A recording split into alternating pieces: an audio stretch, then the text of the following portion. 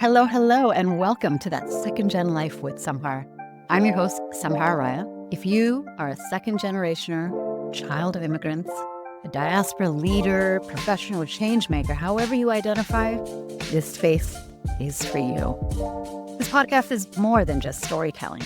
It's about strategy, identity, leadership, communities, finding yourself in this beautiful diasporic journey we're all going to. We'll talk about everything from navigating the workforce as a diaspora professional to the role that you can play in making an impact from where you are, locally or around the world.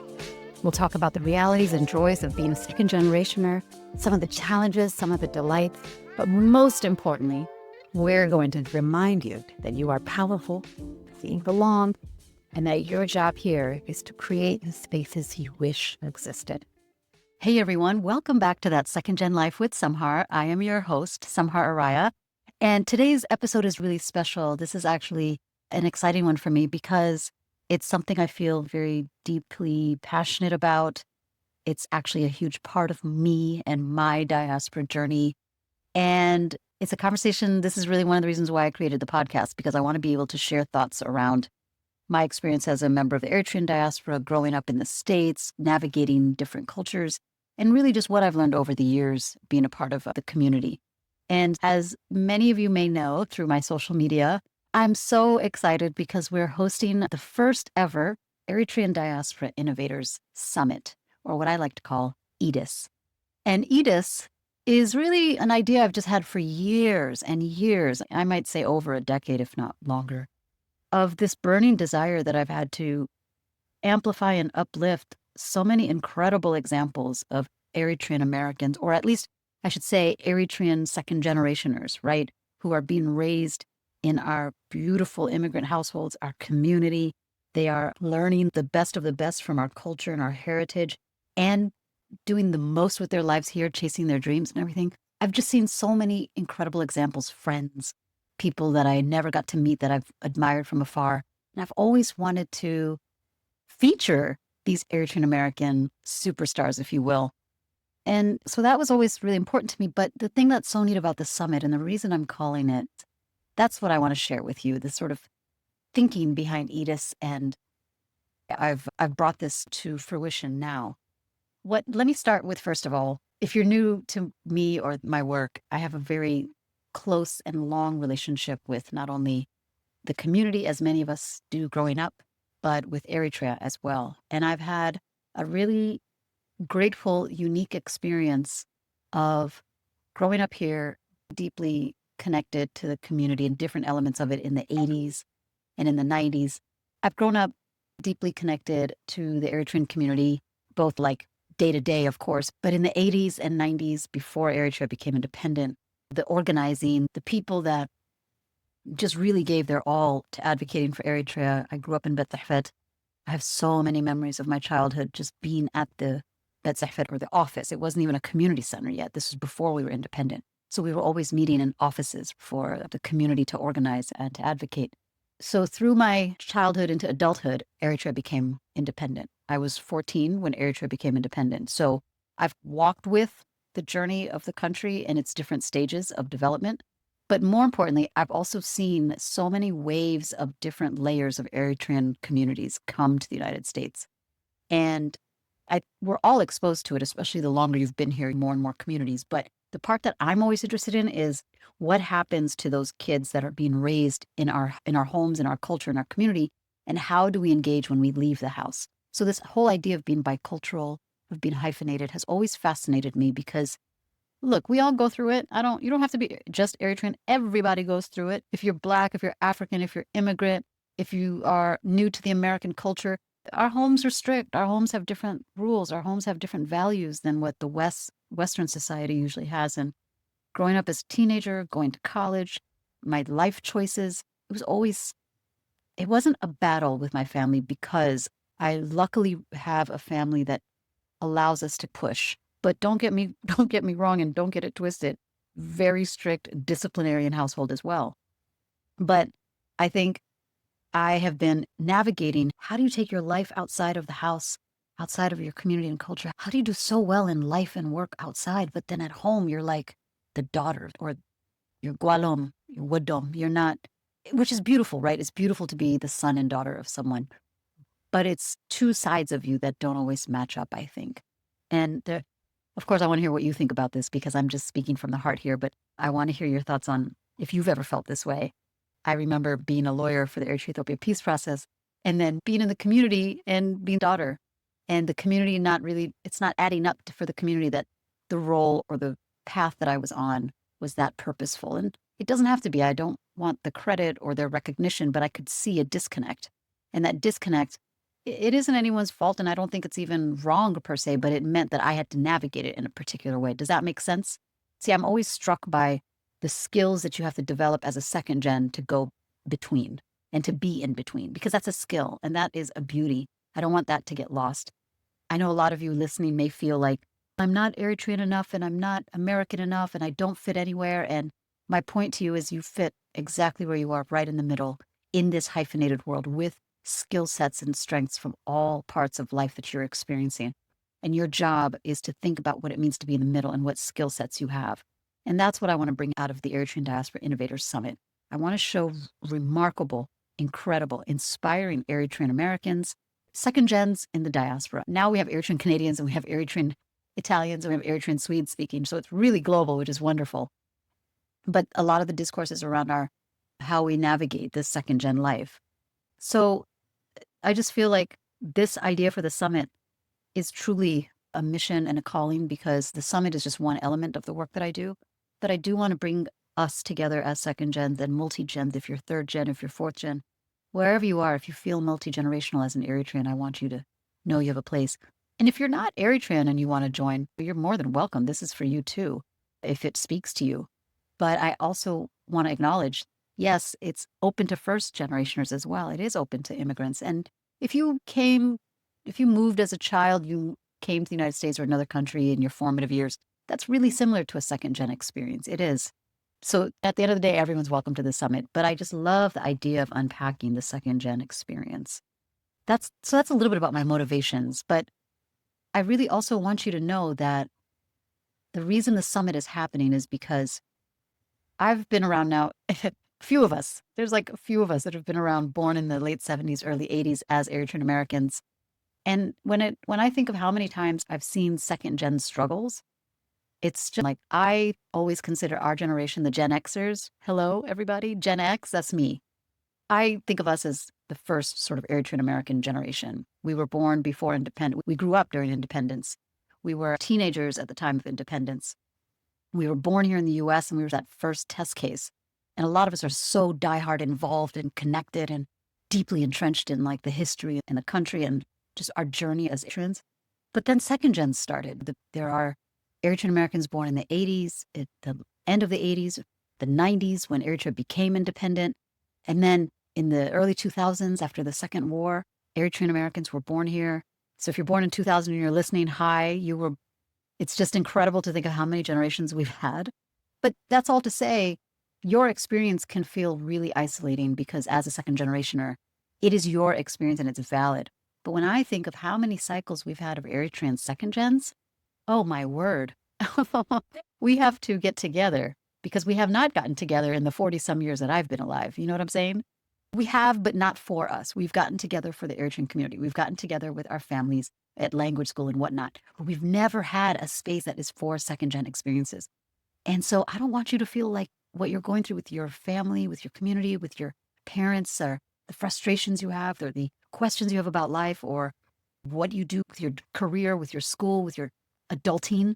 Like the whole adulting thing itself is a journey because as Eritreans, we have such deep values, core cultural values that prioritize family and community, prioritize making your people proud, prioritize not taking too many risks because our people have gone through enough risks. I acknowledge that I think as Eritreans, we tend to be risk averse. And that's very common with a lot of immigrant communities, but especially more so now than I've ever seen before, that people want increasingly are pressured to take the straight and narrow road, do well, almost like a formula. And we're here to tell you as second gens, you can do the formula and you'll be very good at it, but you will find your ultimate fulfillment if you can pursue your dreams and your goals and challenge yourself and take risks and bring your family or your community along with you. And so that's a conversation we don't have simply at all. And the summit is the beginning of that. So let me tell you a little bit about the summit if you're listening, and then I'll just wrap up here and invite you to send me questions. It's coming up, and if you're listening to this, today is April 29, and the summit is 10 days away. I'm so excited, but I wanted to do this for years.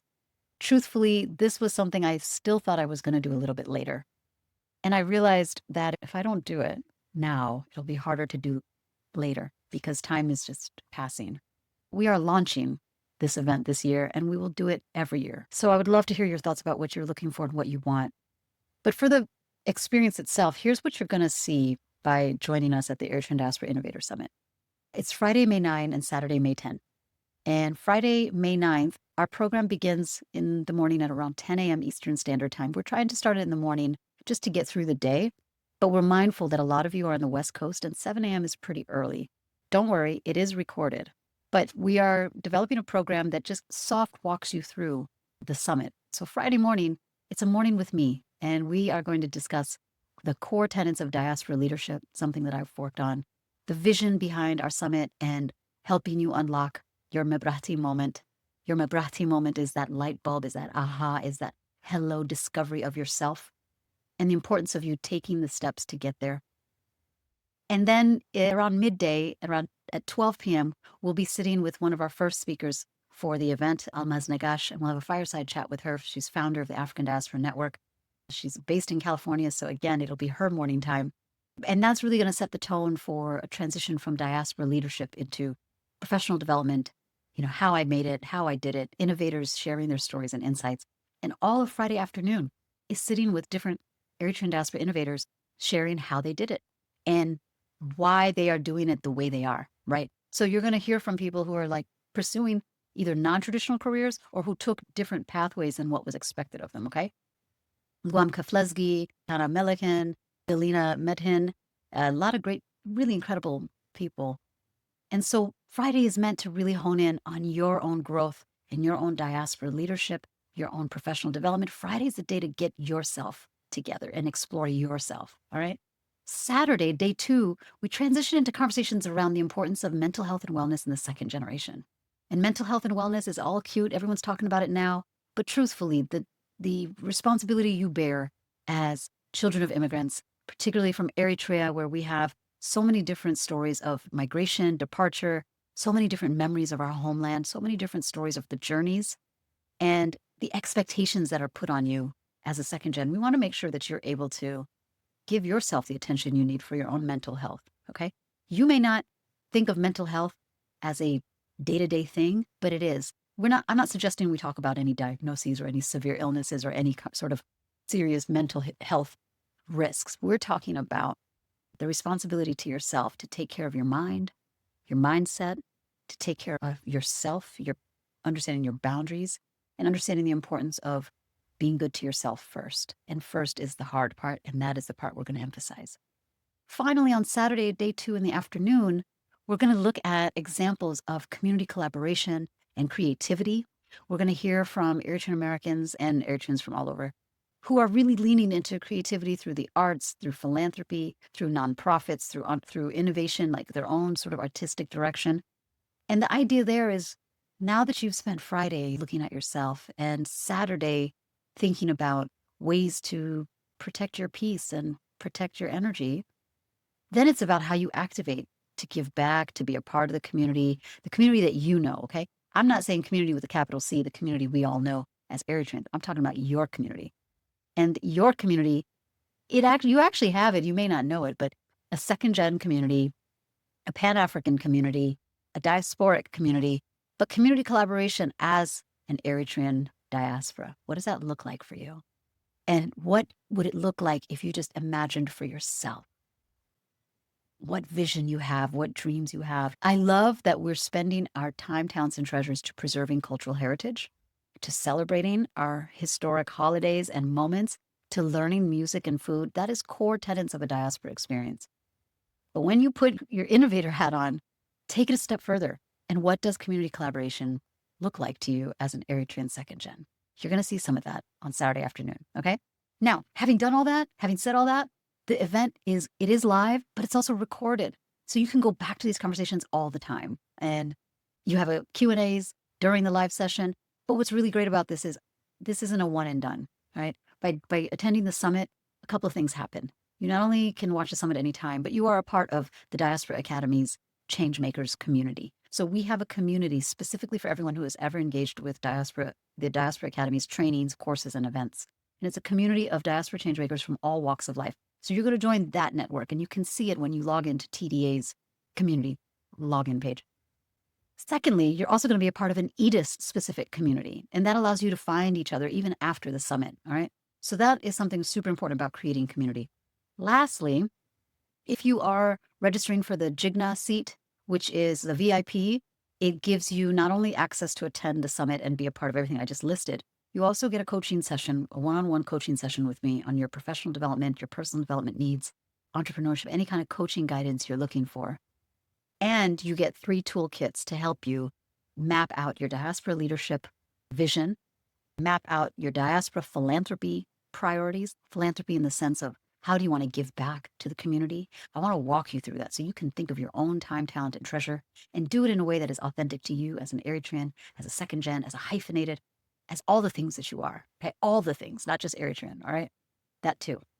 And then the third resource you get is really my favorite toolkit around Eritrean professional leadership in the workplace.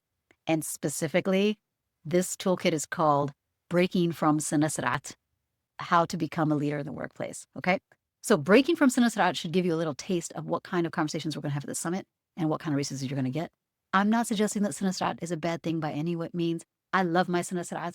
I know how to have it, but I also know when to put it aside. And that's what we're gonna unpack at the summit as well. Listen, I've shared a lot just now. I am obviously very excited, but I want you to register. I want you to become prepared to know that this space is for you and the space is safe. This space is exclusive. It's only available to people who have registered, and the people who are registering are second gens, roughly age 18 to 45, people who are born and raised abroad. It's open to everyone. So if you don't fit that category, no worries. But for those of you that are yearning for a space of your own, this is it. This is it, and I want to build off of it. So go to the website, www.edis2025.com, register, and if you have questions, email me, email my team. It's info@thediasporaacademy.com. And I just want you to know this space is for you. So we also love your feedback and your comments. Our socials are going wild. It's exciting, and I know this is new for us, but this is new, but it's designed for you. Okay, that for us, by us mentality, that's what we're doing here. All right, so I love you all so much. My Howays, my half days. I just think that we got to be good to ourselves in order to help our community. And this is one of the first steps I'm offering you in my capacity. If you're interested in partnering, if you're interested in being a part of a future EDIS event, let me know. The door's open. This is ours. So I welcome you to join me at the summit. Thank you all. And I can't wait to see you on Friday, May 9 and Saturday, May 10. All right, everyone.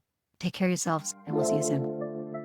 Don't forget to subscribe, like, and follow That Second Gen Life with Samhar on your favorite listening platform.